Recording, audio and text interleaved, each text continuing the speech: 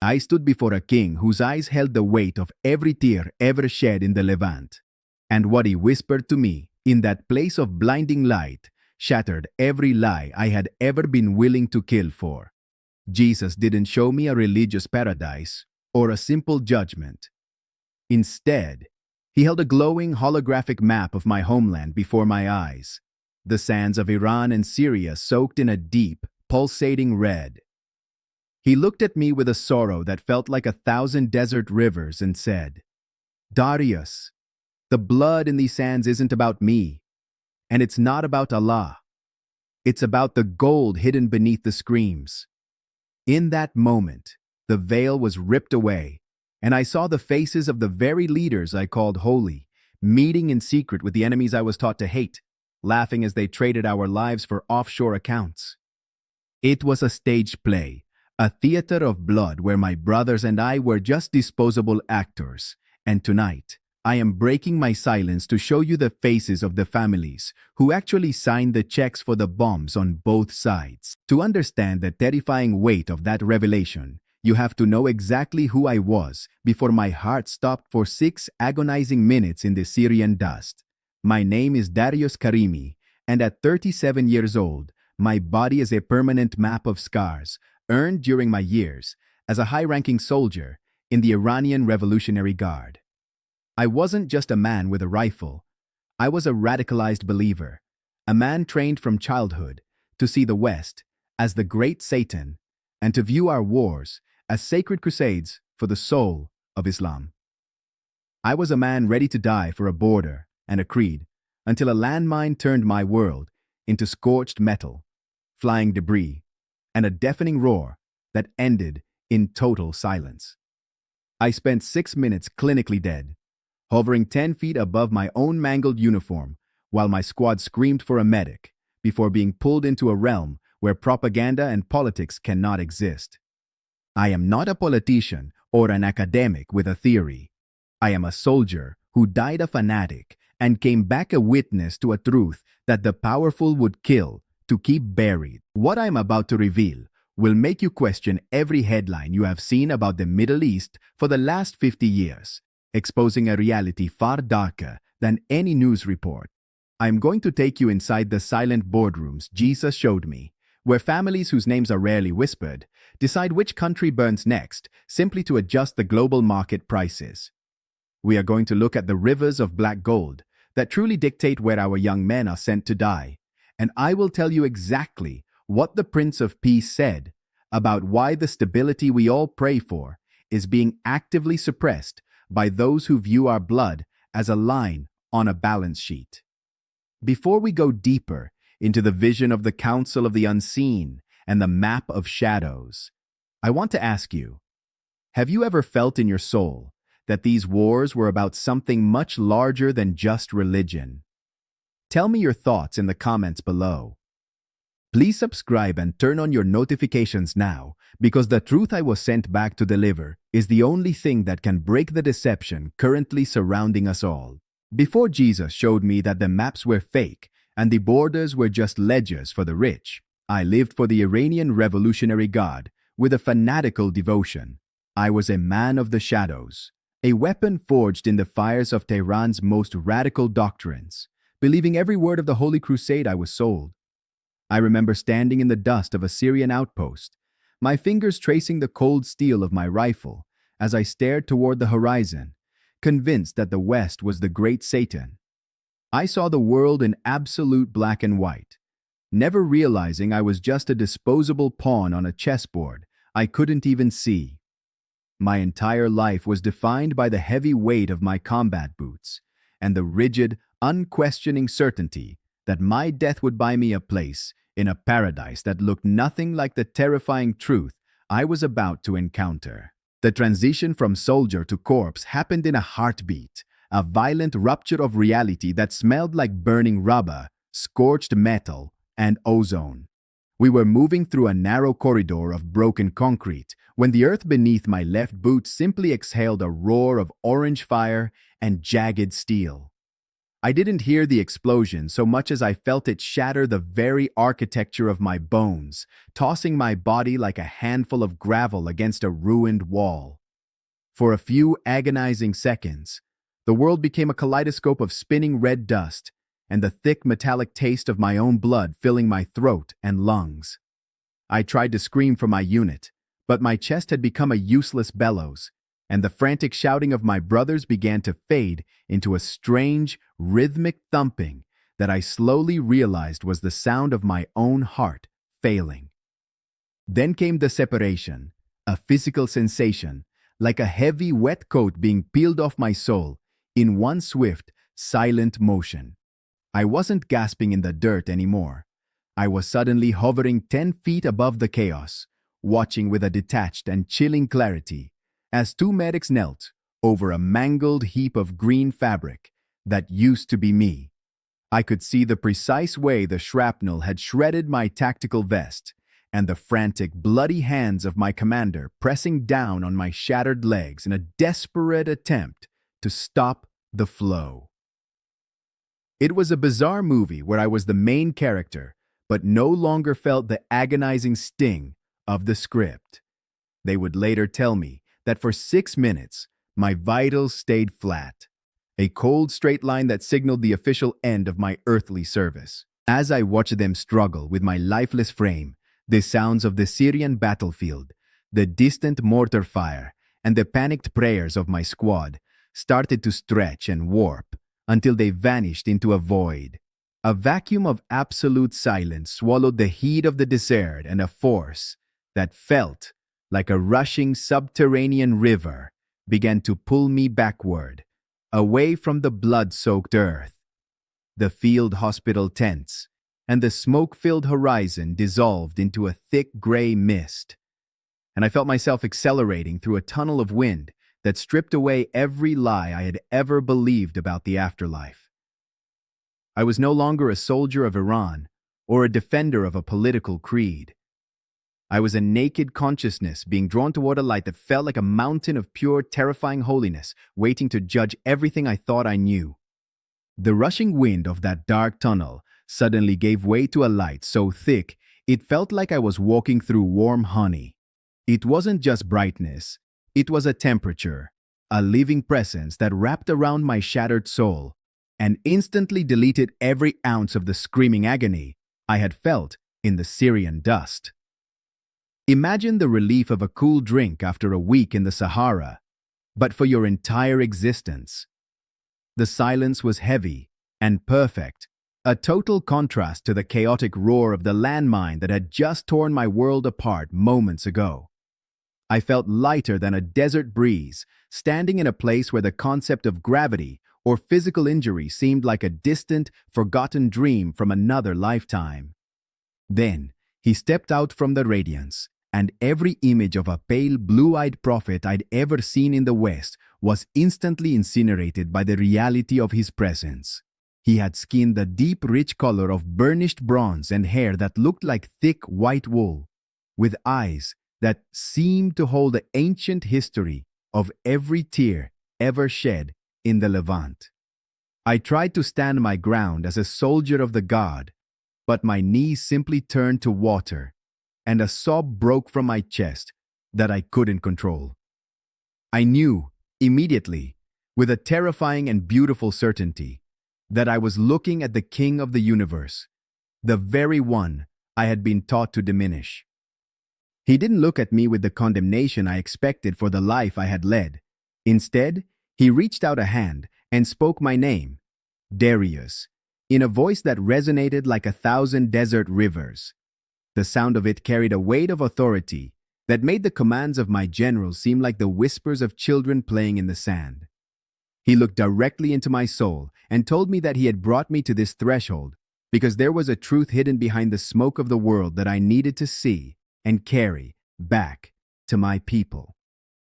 A map of shadows was about to be revealed, and I realized that everything I thought I knew about the wars of men was about to be shattered forever. Jesus waved his hand, and suddenly, a holographic map of the Middle East materialized in the air between us, pulsing with veins of living fire.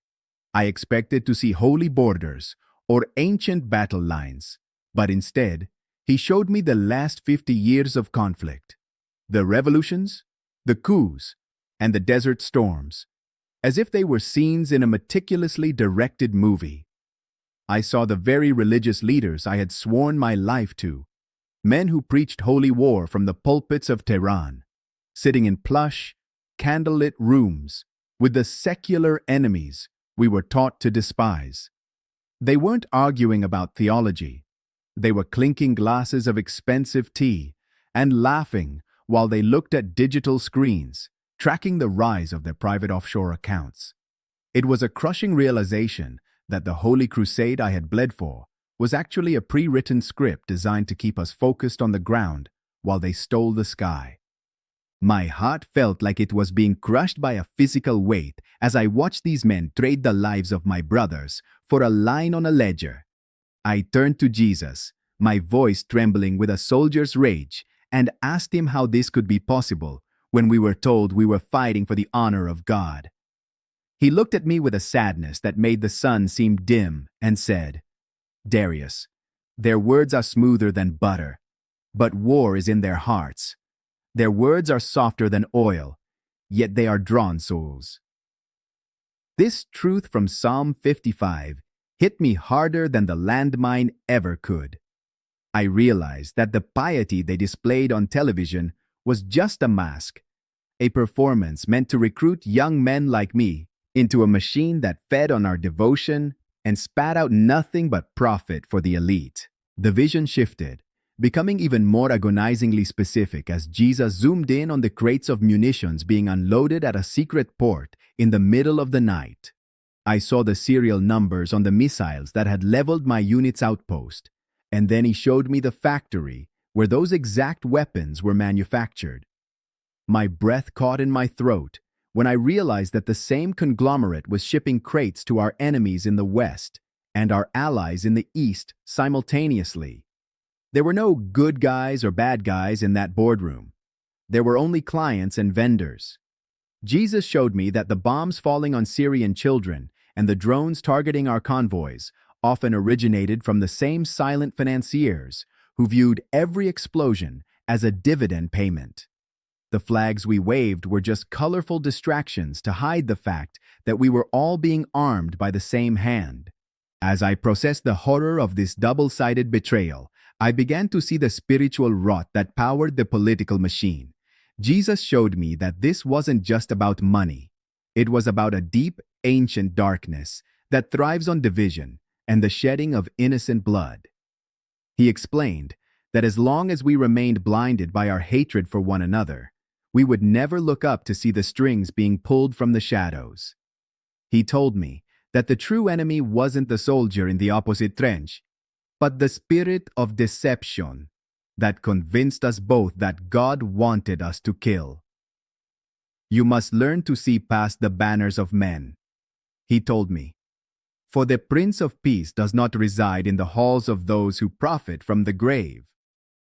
This revelation started to peel away the layers of radicalization that had defined my entire existence since childhood. I thought that seeing the secret meetings and the weapon sales was the limit of the deception, but Jesus shook his head, indicating that the rabbit hole went much deeper than just greedy men and double dealing. The light around us shifted again, turning a cold, sterile blue, as the scene changed from the dusty streets of the Levant to the glass-walled skyscrapers of cities thousands of miles away. He told me that I had seen the actors and the props, but now I had to see the directors who never even stepped onto the stage. What Jesus showed me next about the families who actually dictate the global market and why they actively sabotage any hope of peace was so terrifying that I felt my soul begin to tremble. This was the moment I realized that my world wasn't just a battlefield. It was a carefully managed farm, and we were the harvest. The holographic map shifted, and Jesus pulled me into the sterile boardrooms of the Council of the Unseen. I saw men whose names never appear on a ballot, tracing the lines of the Nabucco and Nord Stream pipelines with the same cold precision a general uses to map a minefield. They didn't see Syria or Iran as sovereign nations. but as corridors of transit and extraction zones. I watched as they manipulated global currency to trigger bread riots in Tehran, knowing children would starve to ensure a profit for their private firms. It was a cold reality where our blood was merely lubrication for a global machine built on the backs of the poor. I fell to my knees, the weight of this systemic cruelty crushing the breath from my soul. I looked up at him, my voice a ragged whisper, and asked, "How can you allow these vipers to feast on the innocence of the world while they hide behind the shadows of their tall towers?" Jesus reached down, his touch grounding me in the midst of the swirling visions, and his eyes flared with a righteous fire. "Darius," he said, "the heart of man is deceitful above all things and desperately wicked. Who can know it? They believe their shadows hide them from my sight, but every ledger they balance with blood is written in a book that will be opened." The vision expanded again, peeling back the physical layer of the skyscrapers to reveal the ancient, jagged spirits that hovered over these seats of power. I saw that the greed of these families wasn't just human failing. It was a coordinated ritual feeding a darkness that has sought to enslave the Levant since the days of Babylon. Jesus showed me that the chaos in the Middle East is a carefully maintained frequency designed to block the light of the gospel from reaching the hearts of my brothers.